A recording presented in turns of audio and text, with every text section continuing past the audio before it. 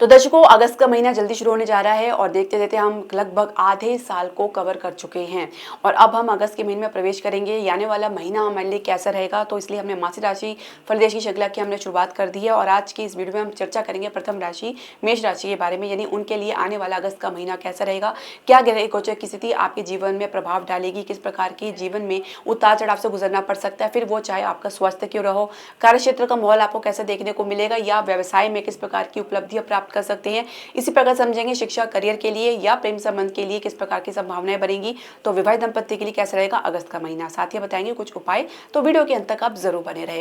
हरे कृष्ण दर्शकों, वैदिक एस्ट्रो केंद्र में आपका स्वागत है। मैं ज्योतिष आचार्य पूजा।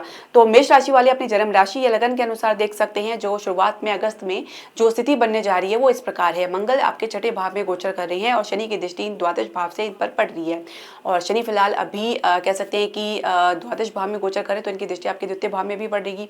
तो ये जो स्थान आपके जो है प्रभावित होते नजर आएंगे। इसके अलावा अगर हम देखें तो बृहस्पति के साथ शुक्र की युति रहेगी आपके तृतीय भाव में, चतुर्भाव में सूर्य के साथ बुध की युति रहेगी और केतु आपके पंचम भाव में और राहु आपके एकादश भाव में रहेंगे।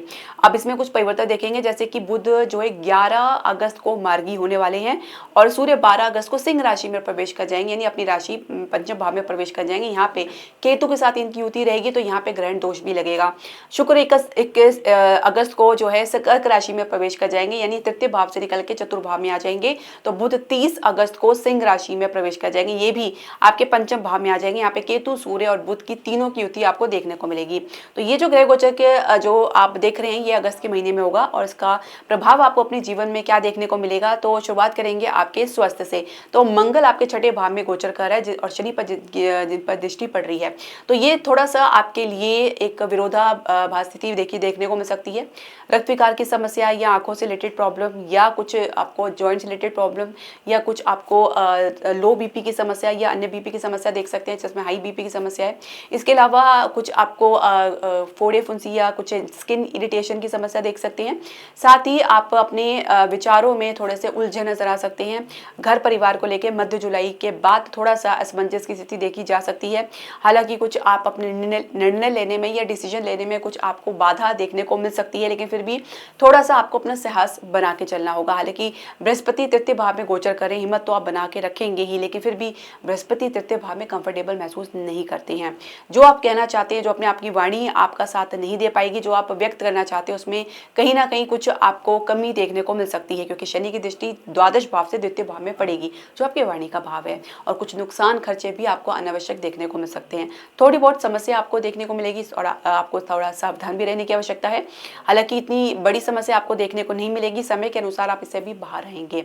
अब बात करेंगे आप शिक्षा और करियर की। केतु आपके पंचम भाव में और राहु आपके एकादश भाव में। एक राहु के लिए अच्छी एक प्रकार से कह सकते हैं कि स्थिति बनी हुई है। आप लाभ के लिए बहुत आश्वस्त रहेंगे, आपकी सोच, आपकी जो अपेक्षा है बहुत हाई रहेंगी, अपने से खुद बहुत ज़्यादा एक्सपेक्टेशन रहेंगी, लेकिन उतना ही आप अपनी फोकस बनाने में जो है नाकाम रह सकते हैं, असफल रह सकते हैं और कहीं ना कहीं फोकस की कमी की वजह से भी आप भटक सकते हैं या कहीं ना कहीं एक प्रकार से ओवर कॉन्फिडेंट में आ सकते हैं या अंडर कॉन्फिडेंट में आ सकते हैं। एक प्रकार का बैलेंस की आपको कमी देखने को मिलेगी। कंपटीशन में अच्छी सफलता आप हासिल कर सकते हैं। कैंपस प्लेसमेंट भी आप अपनी बुद्धिमत्ता का परिचय दे सकते हैं, जिसमें आप अपने प्रदर्शन को और भी निखार सकते हैं, जिसमें कम्युनिकेशन के बल पे आप एक अच्छी उपलब्धि या एक अच्छी ऑफर को प्राप्त कर सकते हैं। करियर की शुरुआत आपको स्थान से बाहर भी देखने को मिल सकती है और कहीं आपको बाहर जाना पड़ सकता है, लेकिन कह सकते हैं कि संघर्ष काफी देखने को मिलेगा। शनि का वक्री अवस्था में रहना, द्वादश भाव में गोचर करना, कहीं ना कहीं आप अपने काम में कुछ असफल भी हो सकते हैं। काम में पूर्ति होने में संदेह देखा जा सकता है, काम में अटकाव, अवरोध देखा जा सकता है। साथ ही काम में भटकाव की स्थिति में रह सकते हैं, जिसकी वजह से एक प्रकार से स्टेबिलिटी का भय आपको सता सकता है। तो थोड़ा सा आपको संयम से काम लेना होगा और दशमेश और एकादश का स्वामी द्वादश भाव में गोचर करें तो स्थिति थोड़ी सी आपके लिए विपरीत रह सकती है। सिर्फ लाभ ही आप प्राप्त करना चाहेंगे, उसके लिए मेहनत नहीं करेंगे तो बिना मेहनत और संघर्ष के लाभ नहीं मिलने वाला है और एक ये भी संभव है कि आपको प्रयास बहुत ज्यादा करने पड़ सकते हैं, एक से अधिक बार। अब बात करेंगे कार्यक्षेत्र की। जो पहले से नौकरी पेशा लोग हैं उनके लिए कैसा रहेगा। तो कार्यक्षेत्र की हम बात करते हैं तो दशम भाव के स्वामी, एकादश भाव के स्वामी शनि द्वादश भाव में गोचर करें, वक्री अवस्था में है। हालांकि आप अपने कार्य के बल में कुछ ग्रोथ, कुछ प्रमोशंस प्राप्त करने को आप सफल तो होंगे, लेकिन साथ ही साथ कुछ इस प्रकार की परिस्थिति बन सकती है जो कहीं ना कहीं आपके सफलता को असफलता में बदल सकती है, या कहीं ना कहीं इसके जो खुशी को कम कर सकती है। और यही वजह हो सकती है कि आप किस काम में एक देरी, एक गिरावट और एक कह सकते हैं कि काम का पूरा ना होना देख सकते हैं। तो इसके अलावा अगर आप नई नौकरी के लिए प्रयास कर रहे हैं तो फिलहाल आपकी सोच और आपकी एक्शन में थोड़ा सा डिफरेंस रह सकता है, और आपकी तैयारी पूरी ना होने की वजह से भी आपके परफॉर्मेंस में कमी देखी जा सकती है। थोड़ा समय आपको इंतजार करना पड़ सकता है, हालांकि शनि यहाँ पे अभी लंबे समय तक रहेंगे द्वादश भाव में। इसके अलावा आप अपनी मेहनत से चलेंगे तो आपको सफलता जरूर देखने को मिलेगी। स्थान से बाहर कुछ यात्राएं आपको जरूर देखने को मिल सकती है।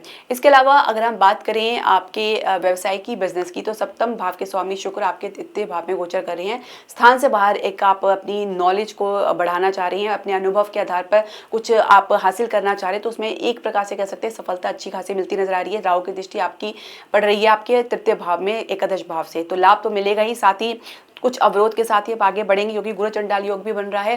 केतु पंचम भाव में गोचर करे तो निर्णय लेने में असहज रहेंगे और किसी की सहायता आपको की जरूरत पड़ सकती है। इसके अलावा विस्तार के साथ साथ आप स्टेबिलिटी भी देख सकते हैं। इसके अलावा हम बात करेंगे फाइनेंशियल सेक्टर में, तो एक हाइप क्रिएट हो सकता है, हालांकि कुछ इसमें मजबूती भी आपको देखने को मिलेगी, लेकिन बहुत सी चीज़ों में आपको नजर आएगा कि अंदर से कुछ खोखला है, तो बहुत ज़्यादा आपको सावधान रहने की आवश्यकता है। शेयर मार्केट में, रियल एस्टेट में काफ़ी उन्नत स्थिति में आप देख रहेंगे। इसके अलावा हम बात करेंगे आपके प्रेम संबंध की, तो केतु कहीं ना कहीं काम को बिगाड़ता हुआ नजर आ रहा है। केतु के साथ संबंध में टिकना बहुत मुश्किल नजर आएगा।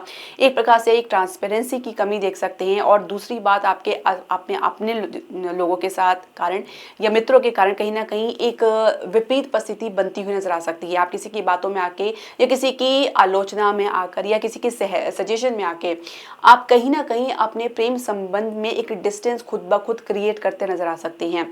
मंगल आपके लग्नेश भी हैं और ये आपके छठे भाव में गोचर कर रहे हैं। एक झगड़े का कारण भी आप नहीं छोड़ना चाहेंगे, और छोटी छोटी बात को लेकर भी आप कहीं ना कहीं कुछ वाद विवाद में पड़ते नजर आ सकते हैं। ये संबंध के लिए, लॉन्ग डिस्टेंस के लिए बिल्कुल भी सही नहीं है।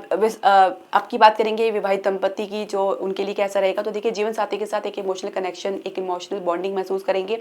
एक अच्छी बैलेंस की स्थिति आप लोगों के बीच में बनती नजर आ रही है, अलाइनमेंट बनता नजर आ रहा है, और किसी यात्रा में आप शामिल हो सकती है, और कहीं ना कहीं इस यात्रा को लेकर आप काफ़ी उत्साहित भी रहेंगे, और ये यात्रा आपके जो बीच में डिस्टेंस उसको भी कवर करता नजर आएगा, और एक आप सुखद अनुभव से गुजर सकती हैं। संतान प्राप्ति के लिए बहुत संघर्ष आपको देखने को मिल सकता है। संतान प्राप्ति के लिए फिलहाल स्थिति और जो परिस्थिति है वो थोड़ी सी आपको विकट और कॉम्प्लिकेटेड लग सकती है, इतना आसान नहीं है। हालांकि मध्य अगस्त के बाद कुछ संभावनाएं जरूर स्ट्रांग बनेगी, पर पितृदोष के कारण थोड़ा आपको इसको उपाय करना पड़ेगा। देखिए 2 उपाय आपको करने हैं, पितृदोष के भी और आपके गुरु चंडाल योग की, जिसका हम आपको वीडियो के अंत में बताएंगे। साथ ही इस संतान से भी आपको कुछ संबंध में विच्छेदन या कुछ गिरावट देखने को मिल सकती है। जैसे मैं बता रही थी कि आपको 2 उपाय करने हैं। एक तो गुरु चंडाल योग जो सबकी कुंडली में बन रहा है, तो उसके लिए प्रत्येक बृहस्पतिवार को गाय को आप मीठी चना की दाल या गुड़ खिला सकते हैं, या विष्णु सहस्त्रनाम का पाठ कर सकते हैं। केले की जड़ में पूजन कर सकते हैं। यदि आपकी बृहस्पति की दशा या अंतर्दशा चल रही है तो आप बृहस्पतिवार का व्रत भी रख सकते हैं। इसके अलावा अगर हम बात करें आपके जो है सब लग्नेश की, लग्नेश आपके जो मंगल आपके छठे भाव में गोचर कर रहे हैं, तो अपने मंगल को पॉजिटिव करने के लिए आप चाहें तो सफ़ेद मूंगा धारण कर सकते हैं, और यदि आप चाहें तो प्रत्येक मंगलवार को गाय को मीठी रोटी ज़रूर खिलाएं और हनुमान जी के दर्शन ज़रूर करें। और ये भी संभव है कि आप कुछ लाल वस्तु का दान कर सकते हैं मंदिर में, तो अगर आपके लिए संभव है तो आप इसे जरूर करें। तो दर्शकों, आपकी जो भी क्वेश्चन, सजेशन या क्वेरी आप हमारे कमेंट बॉक्स में जरूर डालें। हरे कृष्णा।